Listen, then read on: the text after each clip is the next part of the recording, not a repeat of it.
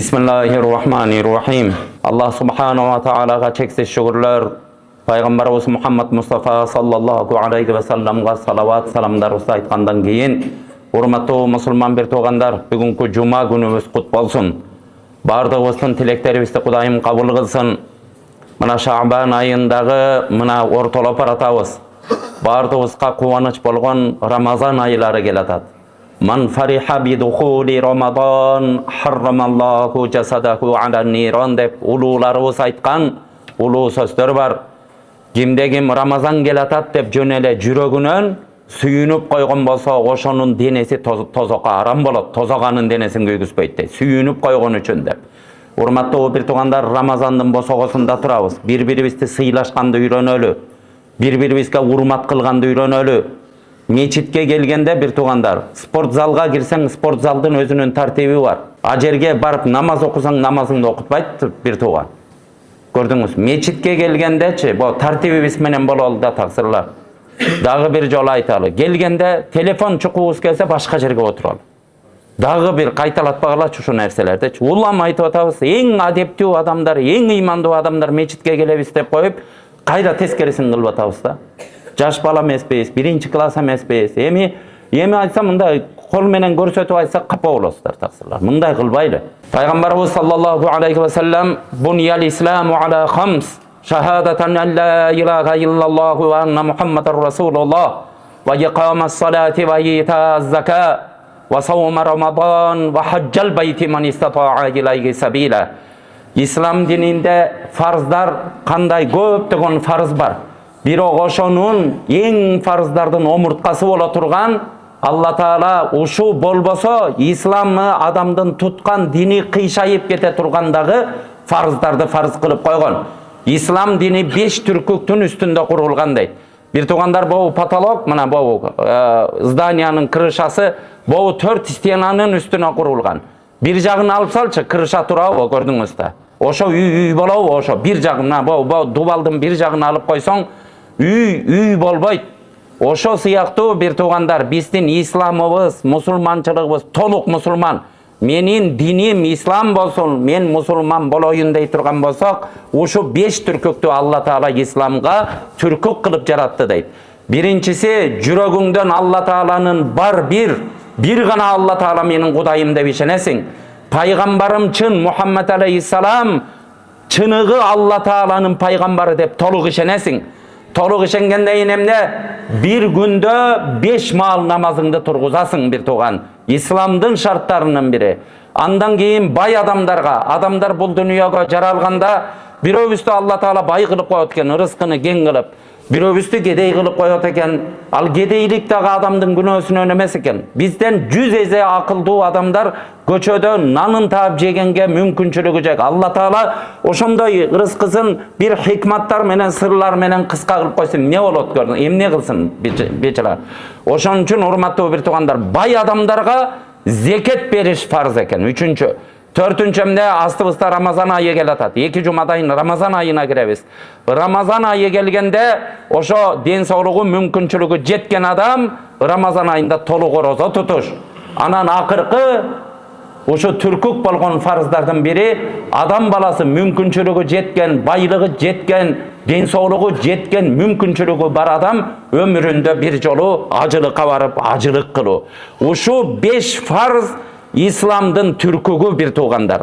Eğer bardığına mümkünçülüğüz jetip turup atayılap biröğünü kılbay koysak, oşo mına bir üyüngdün bir tarabın stenasına koyçu bunu kurbayla içinde jaşay bereyinçi degende mani çıkıp kalat. Bir tuğandar, Kuday Taala'nın kazınası uşunday keng. Allah Taala'nın kazınasını özübüzdün çöntөгүбүzгө salıştırıp, özübüzdün akıl menen geçireytpeyli. Biz Allah Taala'nın kazınasının Allah Taala uşunday birse tükönbөгөн kazınanın esi olgon Allah Taala'dan. O Kudayım, uşu eң negizgi farz 5 eken. 5 uşu İslam'dın türkügü eken. Kudayım, men uşu 5 farzды teң atkartıp ötkör dep Allah Taala'dan dua kılalı. Bir tuğandar, biz 92-93 жылдары ал кезде адам дегенде дин дегенди билбейт эле. Келип туруп ошо кезде Раматылык Чубажы, анан кийин муфти болуп кеткен, азыр таанымал болгон Максат ажы, ушулар биз жаш балдар элек. Мен алардан кичүүрөөк эле келем. Ошо центральный жана Гоголь Московский мечитте ошо жерде бир 50-60 бала окуйт эле. Карасаңыз, ошол учурларда адамдар келип, балдар, эмнени окуп атасыңар дегенде, медресе десең түшүнбөйт эле адамдар. Адамдардын деңгээли ошондой эле. О мечитте окуп атабыз, эмне молдо болосуңар, анан өлүк жуйсуңарбы деп сурачы, көрдүңүз. Ошондой адамдардын деңгээли, динге келип койгон адам, мечитке кирип койгон адам барып өлүк жуйт, булар жаназага барып өлүк жуйт деп түшүнүшчү адамда. Адамдардын түшүнүгү 80% адамдардын түшүнүгү ошондой болчу бир туугандар. Бирок эми Кудайым берип көрдүңүздөр, ошо жерде өлүк жуйсуңбу деп шылдыңдап жүргөн адамдар азыр баамдат эмес, жөнөкөй 5 убакыт намаз эмес, тахаджуттарында кыйлап, тахаджут намаздарда мечитте отурганын көрүп атам ошо кезде сүйлөгөндөрдү. Адамдагы түшүнүк, ыйман ушинтип жетет экен да, бирөөлөрдүн эмгеги менен. Урматтуу бир тууган, ошон үчүн ошол учурларда жүргөнүбүздө бир ажекебиз бар. Үйүнө барганда биз түшүнбөйт элек, жаш балабыз, анан кичине бизди багып, курсагыбызга кичине тамактарды берип, ошентип аябай жакшы мамиле кылат эле. Анан үйүндө намаз окуганда ал киши ушу майда баратынан бери дуа кылат эле. Өзүнүн илими деле жок, бирок ушундай ихластуу динге. О Кудайым деп, ал кишинин түшүнүгүн жеткен ушу экен. Кудайым, сен исламда 5 фарзды бизге жүктөпсүң. Ошо фарздын бардыгын аткартыр Алла Таала. Мага ошонун бирөөнү да аткарбай дүйнөдөн өтпөйүн деп эле дуа кыла берет эле. Кийин ошо кишини ал кезде азыр дагы бар, урматтуу бир тууган. Ал кишиникиндей намаз окуган намаздычы мен башкалардан сейрек көрөмүн. Ушундай намазга азан келгенде өзүн коерго жер таппай ушинтип чуркап калганын көрүп жүрөмүн. Экинчи нерсе, урматтуу бир туугандар, дайыма ушундай Кудай Таала байлык берип, ушу Рамазан айларында дайыма зекет берет. Дарбазасынан ушу кишилер үзүлбөй дайыма ушу эшиктин алдында зекет алып турушат. Рамазан айында үйлөрүндө ошо жана шведский стол деп коет го. Ошо 30 күн шведский стол, урматтуу бир тууган. Кирип чыгып күнүнө ифтар кылган адамдар. Ажылыкты бир 10 чакты жолу ажыкка барып келди окшойт. Кичики неберелеринен бери ажык алып барып келди. Булардын бардыгы эмне? Урматтуу бир туугандар, думанын казиеттери. Бардыгыбыз келгиле, бүгүн ниет кылалы. Кудайым деп араларыбызда бул жерде 100дөгөн, 500дөгөн адам отурабыз. Канчабыз кедейбиз, канчабыз мүмкүн Рамазан орозо тутканга мүмкүнчүлүгүбүз жок. Бир жерибиз ооруйт, кээ бирөөбүз зекет берели десек, зекет алганга муктаждарыбыз бардыр. Бирок Алла Тааладан ушундай дуа кылалы. Кудайым, бүгүн ушу исламдын түркүгү болгон фарздар жөнүндө сүйлөнүп атат. Негизги нерсе зекет жөнүндө сүйлөнгөндө. Кудайым, мен ошо 5 фарзды да кылайын, зекетти да бергенге Кудай Таала жеткир дейли. Зекетти ушундай ниет кылсак, биздин бир досубуз бар эле. Бирөөдөн зекет алып атканда, сен жигит экенсиң, менден здоровый экенсиң, карачы турганыңды сен иштечи, ниет кылып койчу, быйыл мына зекетимди алып атасың дедим дейт. Бир байкебиз бар. Зекет берип атып ушинтим дейт. Сен 1-2 жылда мен да зекет берейинчи деп ниет кылчы дегенде, Кудайым деп туруп ниет кылып кетип, 2 жылдан кийин келди дейт. Быйыл зекет берип баштадым деп, урматтуу бир туугандар. Мына жаштар отурасыңар, келгиле. Кудай Таала силерге да байлык берсин, силер да зекет берген даражага жеткиргиле. Эми исламда мына зекет деген нерсе бар. Намазды окушчу, бул дагы кыйын. Бирок зекет бергенге караганда бул 5 фарздын ичиндечи эң кыйын ушу зекет болот экен. Берки 4-өөнү намаз окуш керек болуп атпайбы? Намазды азыр көрдүңүз, жума намазга Кыргызстандын мечиттеринде бир 200 миңдей, мындай болжол менен 200 миңдей киши азыр жума намазда отурат. 5 убакыт намаздарды окуп атышат. Бул намаз окуш бирин-бири көрүп, намаз окушам ичим оңорот экен, кой, кээ бирөө арактан алыстайт экен мен, кээ бирөө зериккенден, кээ бирөө досторун көрүп келе берет экен намазгачы. Намаз окуп кетиш оңоюраак экен. Көрдүңүздөр, ажыга барыштагы, арызжыга берсаң дагы акча төлөп атсаңчы, бир чете бул самолетума кетип атат, бул гостиницама кетип атат деп, адамдын табияты ошондой экен да, эсептеп, ага деле барып келиш оңой экен да, ал туризм сыяктуу мындай элестетип алат экен да. Орозо тутушту көрүп атасыңар, эми Кудайга шүгүр, орозо туткан адамдарыбыз көп. Орозонун көбүнчөсү ден соолугума жакшы экен, мен диета кармап кан сыяктуу болуп атам деп эле бири-бирин туурап тута берет экен, көрдүңүздөр да. Эң кыйыны бир туугандар, дүйнөдө биздин Кыргызстанда эле эмес, Dünya жүзündегі musulmandın бұл проблемасы, бұл зекет беру проблемасы екен, көрдіңіздер. Біздің Қырғызстанда зекет бергенге мүмкіншілігі жеткен адамдардың 2% ушунда қарап тұрып, точнамындай билбейбиз. Бирок 1-2% деп муфтиятта канча жылдан бері ошону чыгарып жүрөбүз да.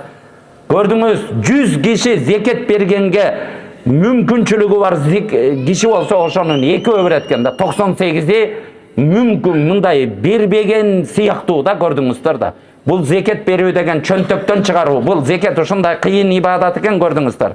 Намазга өзүң да лаззат алат экенсиң, сежде кылбатып лаззат алып, ажыга барсаң чарчап 1 ай бүтүп, Рамазанда кечке ачка болуп берип, өзүң кошо тартат экенсиң. Зекетти ушундай чөнтөгүңөн тапкан акчаңды бирөөгө берет экенсиң да, болду, ошоңча кур калып калат экенсиң да.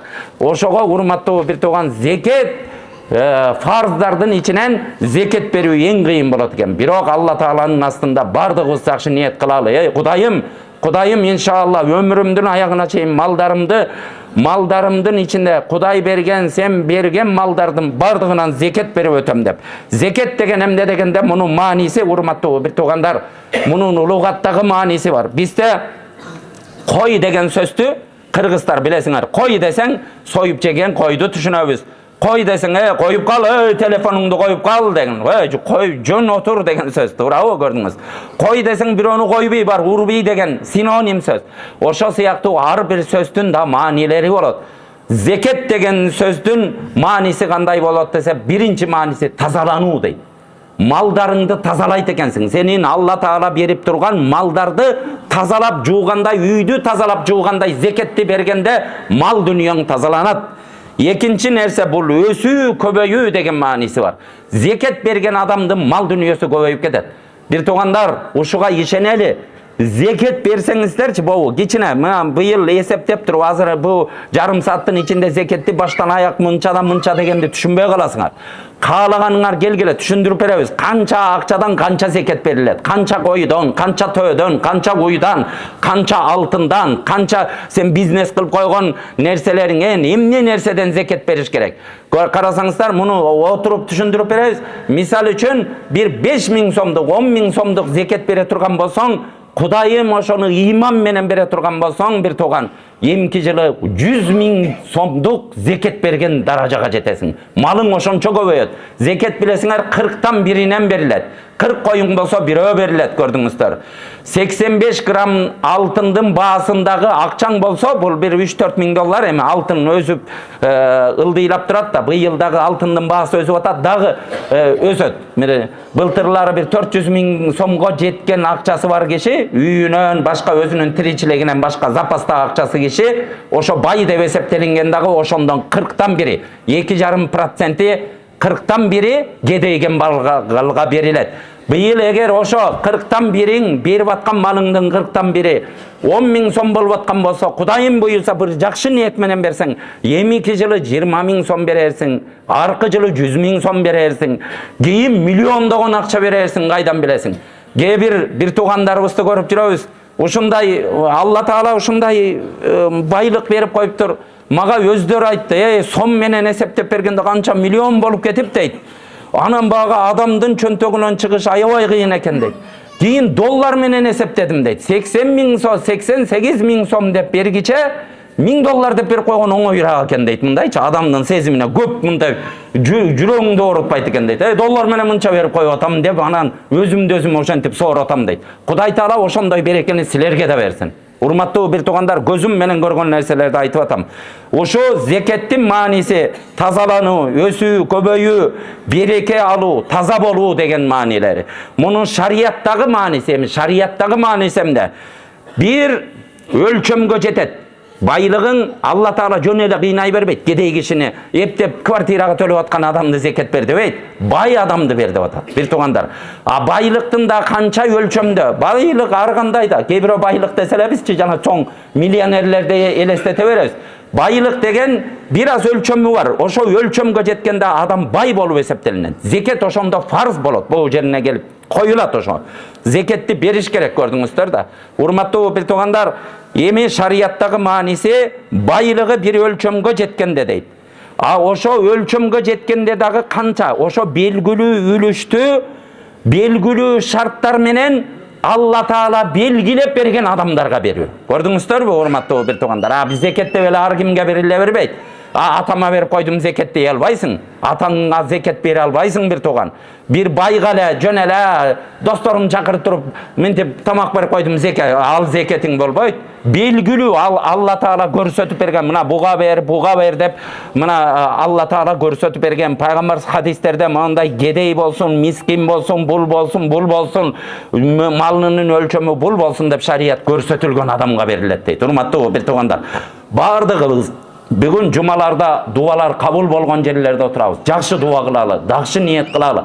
Зекетти Кудайым мен да зекет берип өтөйүн деп. Ортолорубузда кээ бирөөбүз мына кары картаңга чейин зекет бергенге мүмкүнчүлүгүбүз болбой, рызкыларыбыз тар болгон болсо, Кудайым мен кедей кимбагал болдум. Менин балдарым зекет берип өтсүнчү, ушу зекет берип өтсүнчү деп Алла Тааладан тиленели, урматтуу бир туугандар. Эми зекет таксырлар бул балдарды карагылачы.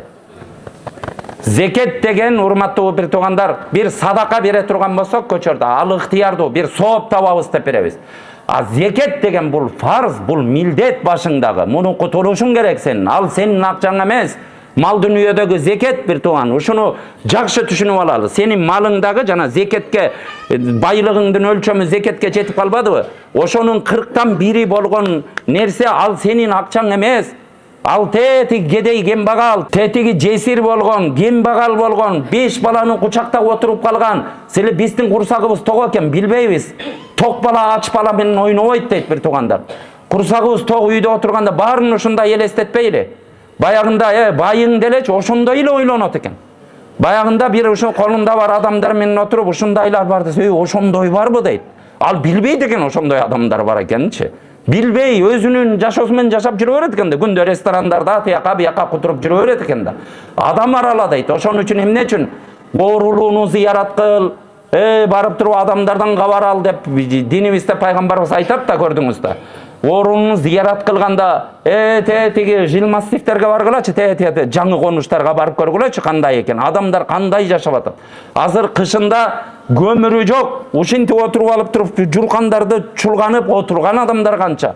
Бир туугандар, көрдүңүздөр, ошон үчүн билип, ошолордун акысы сенин жанагы байлыгыңдын 40тан 1 ошолордун акысы. Алла Таала ошолордун акысын сага коюп койгон сенин малыңда. Эрте беришиң керек. Бирөөдөн карыз алып жана кидальщиктер жүрбөйбү? Кидальщик деп коебуз көчөдө. Сенин карызың алып алат дагы ар жерде анан күндө эртең, күндө мына бир жумадайын азыр Кыргызстанда ошо толуп кетти. Бир туугандар, мына жаштар, бир туугандар угуп алалы, мен пайдаланып туруп. Адамдарда көчөдөчү 5 кишинин бири аферист болуп кетти. Окуган намаз эмне болду? Минтип туруп карасаңыз, келет да балдарды көрүп атам да, жаш балдарды. Жөн эле дин жөнүндө сүйлөсөм, мага акыл үйрөтөт келип алыпчы. Минтип көрсөң, пайгамбарды көргөндөй көрөсүң эмнечи. Ар кандай иншалла, машалла, о Алланын буйругу дегендерди бүт үйрөнүп алган. Ошону бүт аферистикке колдонуп атат. Балдар бири-бирин кидайт этип коюп, мына азыр болуп аткан окуя. Умрага кетип калышыптыр. Тиги кидайт эттирген балдардын апасы барып туруп больницага түшүп калган. Алла эмне деген умра ал, карасаңыздар. Мечитке келип алдап атышат адамдар бири-бирин. Бир туугандар, динди пайдаланып алдабайлы. Намазы, окуган намазың бекер болот бир туугандар. Көрдүңүздөр. Келип ал убара болбо, антип адамдарды алдаба мечитке келип ал. Мечитке келесиң оңол келипчи. Мечитке келгенде сөздү угуп, оңолуп калгының. Ал сен эле Умар радыйаллаху анху айткан, адамдын намаз окуп атканына карап баа бербе дейт. Кечке намаз окушу мүмкүн. Адамдын кечке орозо тутушу мүмкүн дейт. Антип баа берилбейт. Орозо туткан адам, намазды ушинтип чекелери мазол болуп кеткен адам эле жакшы адам дей бербе дейт. Ал Кудай менен кылып аткан мамилеси. Адамдын ким экенин билгин келсе колуна акча берип көр деген. Ошондо ким экени билинет дейт адамдынчы. Жүзү жокторду далай көрдүм бир туугандар. Жүзү жоктор. Мечит, мен ошо кыйналып калыптыр деп туруп акча берип койсо, болду ошо оюнча жок дейт. Эптеп алдаш үчүн, адамдардын ишен ичине кириш үчүн намаз окуп жүргөндөр. Бир туугандар, мындай кылбайлы. Кудайдын приемдору мен көп айтам. Биздин 4-5 эле приемубуз бар. Мына мынтип алдап кетем, анан көрүнбөй коем, болду телефондо жүрөм дешиң мүмкүн. Алланын приемунан корколу, миллиондогон прием бар. Каягыңан чыгарып коет. Мүмкүн балаң ошо алган акчаң менен балаңды дарылатып каласыңбы, Кудай билет. Ыйлап больницаларда. Ошол алдап кеткен акчаң менен түрмөдөн башыңды бошотуп каласыңбы, Кудай билет аны. Кантип коет, Кудай билет. Bir toğandar kıcalatçılık salıp жүрөгүңө түн içinde uyku vermey. Allah Taala'nın al adamның kargışı degen mazlumduğun ak жеринен kuygan adamның kargışı uzatpayt bir toğandar. Gelgile men zeket jönde süylöp kelatıp boğu temalarga öttük. Oşon üçün bir toğandar janagı bizdin alganыбыздагы кедей кембагaldын акысы аны tez berip salış gerek. Bir жылдын içinde sen ölçömdü bir ölçömgө ээ болдуң bu zeket бере турган. Bir жылдын içinde oşonu berişin gerek. Berip oşo kедей кембагaldын акысы аны бергенде bir toğandar ушундай zeket бере тургандар. Ой берип койдум, ой анан seni men adam kılıp койгом деген сөздөр кетпейт bir toğandar. Келгиле ал акысы аны тийишпейсиң, бердиңби унутасың болду. Бердиңби унутасың Allah Taala'nın. Мүмкүн байдырсың, мүмкүн миллиондогон акчаңдар бардыр. Senin чыгарган зекетиң мүмкүн миллиондогон акча болоттур. Бирок ал сенин кыйындыгың эмес bir toğan. Anı beresin, eğer berbey turgan bolsaң, anı hazır uagında Peygamberimizin hadislerini aytıp gelebиz. Bir toğandar Allah Subhanahu wa Taala Kur'an-ı Kerim'de "Hudu min amvalihim sadaqatan tutahhiruhum ve tuzakkihim biha." Alardın mal dünyalarından sadakalardı, zeketlerdi algının, oşo menen alardı tazalagın deyt. Alar tazalanat eken gördüңүздөр. Bul zekettin faydaları uşunday degen alımlar. Zeketти ugup alalı. Birinci bundan Allah razı bolat eken, Allah'a jakındatat, Allah'ın razılığına jetem, uşu tapkan dünyam menen Allah'ın razılığına jetem dep. Gözübüz menen görüp atpayбызбы bir toğandar? Mal dünyönü taap alıp turup, oşo mal dünyösüçü başına bala болгондорду görüp atabызбы? Oşo mal dünyö milyondogon dollarlar alıp barıp turup, oşonun sebebinen barıp turup türmödө jatıp kalgan. Kudayım, mına cuma günde turabız, bardığız amin dep koyulu. Kudayım birөөбүздүн taqdırыбызга 1 saat barıp kletkага jatkызбасын. Temir tomurdun артына jatkızбасын. 100 жыл жыргагандыгын 100 sekundda çıkıp ketet bir toğan. 100 sekund kamap koya turgan bolsa 100 жыл жыргаганын эч нерсе болбой калат. Kuday saktасın antep birөөнүн астына кор кылбасын. Канчалаган адамдарды көрүп атабыз. Ömürü ketip kalıp atat. Oşo mal dünyası da ömürü ketip kalıp atat. Barıp durup oşo mal dünyası kamalıp başın kurup karam dep durup bolgon 50 жыл tapkan akçasını berip durup kutulup atışat. Bul urmattуу bir toğandar, oşon üçün mal dünyaga ötö etiyat bololu. Gördüңүздөр, zeketleribizdi bereli. Zekettin birincisi Allah'a jakındatat. Ekincisi жүрөктү sarаңдыктан tazalayt deyt. Sarаңдыктан, Kudayım degen Peygamberimiz. Meni sarang bolgondan sakta dep Allah Taala'ga jalıngan. Bir toğandar, sarаңдык жаман нерсе бул. Sarаңдыктан sarang bolbой kalat deyt. Zeketти berip жүргөн adam sarang bolbой kalat. Üçüncü nerse bay menen kedeydin ortaсын ынтымакташтырат. Algan kişi dagı жүрөгү жебейт, baydı sүйөt, коомдо сүйүү пайда болот. Төртүнчүсү боорекелликти пайда кылат. Зекетти дайыма берип жүргөн адам дайыма боорекел болуп калат экен. Алла Таала боорекеллик сыпат. Кийин да адамдарга жакшылык кыла турган болуп калат. Андан кийин mal dünyaga bereke alıp kelet deyt. Zeket bergen adam ушинтип байып кетет экен. Эми урматтуу bir toğandar келгиле бул жерде Кудайды эле. Бул жерде кичине бай деселечи миллионерди элестете бербейли. Зекет бериш үчүнчү мына үстүңдө үйүң, астыңда айдаган машинең bir 4-5 миң долларлык машина болсо, машина деселе биз Lexustарды элестете беребиз. Андай эмес. Мынтип минегиң болсо, карызың жок болсо, ай сайын үй бүлөңдү баккан акча, bir жерден тапкан айлыгың болсо, андан тышкары бир мындай запастачы 85 грамм алтындын, мына силер шаарда кой уй бакпайсыңар, аны коюду айылдыктарга айталы, туурабы? Мына силер 85 грамм алтындын өлчөмүндө мындай запаста турган акчаң болсо, мындайчы, мындай запасың болсо, 85 грамм алтын мына жакында дагы чыгарышат быйылкы алтындын өлчөмүн. Алтындар азыр кымбаттап атат. Былтыркы менен 300-400 миң сомго жетпеген акчаң болсо, болду, ошондо сага бай адам эсептелгенсиң. 400 миң адам үй бүлөсүнөн тышкары адамчы, бул мечиттен санасаң 70% ошондой болот. Азыр балдардын баары акча көтөрүп жүрөт, урматтуу bir toğandar. Келгиле убагында берип кал дегенде берип калалы. Bir tuğandar bardıq mına bu akelerimiz, bu jerde oturgan aksakaldar jakşı bilet, tuurabı? 20 jıl murun gedey kembagalga jönөp anda adamlar bir-birine berilgendi деле билчү Аябай жашоолор кыйын. 90-жылдан 2000-жылга чейин Союз тарап кетип, ушул жерде кыйынчылык болгон билесиздер. Бирок ошол учурларда адамга жардам беребиз, гум жардам деп алып барып, журтук кийимдерди, эски кийимдерди берсең адамдар ала берчи. Азыр эң кедей адамга эски кийим алып барсаң албай калды. Анткени албай калды анычы. Адамдар бергендер көбөйдү. Эми кичинекей болсо дагы сатып алып жаңы кийимди алып калышты. Азыр эски кийимди албайсың. Жыртык носкилерди берсе, ошону жамап кийип алабыз деп алчы 20 жыл мурун. Азыр эч ким албайт, көрдүңүздөр да. Аны носки берсең албайт, бүтүн носки деле албай калды да. Адамдардын деңгээли бир аз өстү, көрдүңүздөр. Байып калышты. Бир туугандар, бир учур келип калышы мүмкүн. Азыр какшап атабыз. Зекетиңерди берип, сооптап, Аллага жакындап алгылачы. Дуаңар зекетти көп берген адамдын дуасы кабыл болуп кетет. Кимибиз кайсы амалыбыз менен Аллага жакындайбыз, ал Алла билет. Кээ бирөө намазы менен жакындайт экен. Кээ бирөө дуасы менен жакындайт экен. Кээ бирөө намазын деле мындай эптеп-септеп окуйт экен, бирок боорукер болот экен. Кээ бирөө мындай адамдарга ата-энесине сыйлап отуруп Аллага жакындап кетет экен. Ата-энесинин кызматын кылып отуруп. Кээ бирөө адамдарга жакшы мамиле кылып отуруп кетет экен. Кээ бирөө зекет берип отуруп Аллага жакындап кетет экен. Кээ бирөөнүн ажылыгы кабыл болуп кетет экен. Кимдин кайсы амалы экенин билбейбиз да бир туугандар. Ошон үчүн байлар, шүкүр келтирели.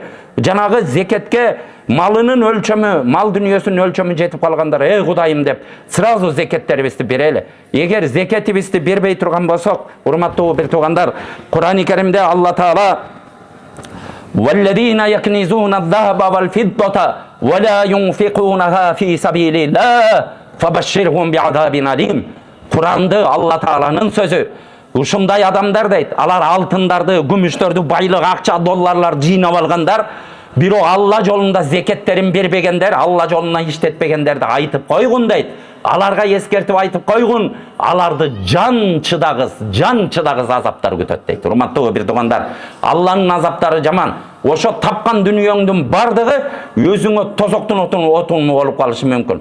Пайгамбарыбыз саллаллаху алейхи ва саллям хадисте кимде ким мына төөнүн ээси болсо, уйдун ээси, койдун ээси болуп туруп, ошолордун зекетин бербеген адамдар кыямат күнү ушундай бир аянтча болот. Ошо аянтчада багы киши жатканда үстүнөн малдар үстүнөн тебелеп турат деген. Улам тебелеп бүтүп, аягына келип калганда башында тебелеп кеткендери кайра айланып келип, кайра тебелеп турат деген. Адамдардын ортосунда өкүм чыкканча ушул нерсе айланып турат. Мүйүздүүлөр мүйүзү менен сүзүп турат дейт, урматтуу бир тууган. Дагы бир хадисте кимде ким алтын күмүштөрдү топтоп алып туруп зекетин бербеген болсо, кыямат күнү моундай оттон болгон табак айланат деген. Баягы тапкан дүнүйөлөрү алтын күмүш дегенде илгери алтын күмүш жыйначы, азыр долларлы, евролорду алып барып туруп швейцарский банктарга салып, банктарга, ячейкаларга жашырып, ар кандай имуществолор менен коюп, адамдар ар түрдүүнү кылып атат. Бардыгын элестетели. Ошентип туруп ошолордун зекетин бербеген адамдар. Мейли байый бер, сени байыба дебейт. Адал жол менен байысаң, миллиардер триллиондорду жыйнабайсыңбы? Аны ислам кайра жактырат андай күчтүү кишини. Бирок урматтуу бир тууган, ошо байып туруп зекетин бербей койгон адамдардын мал дүнүйөсү, ошо алтын күмүштөрү оттон болгон, ушундай чоктон болгон табакка айланып, ошо денелерине басып күйгүзөт деген. Урматтуу бир туугандар, келгиле ошо тапкан дүнүйөбүз, балабыздан аяп аткан, мынтип аткан, койчу ошону менен мактап аткан дүнүйөлөрүбүзгө ошентип өзүбүз кор болбойлу. Бул дүнүйөдө кор болгондорду көрүп атабызбы? Кудай сактасын. Дагы бир жолу, бул таба эмес, бирөөнүн үстүнөн күлүш эмес. Көрүп атпайбызбы бир тууганда?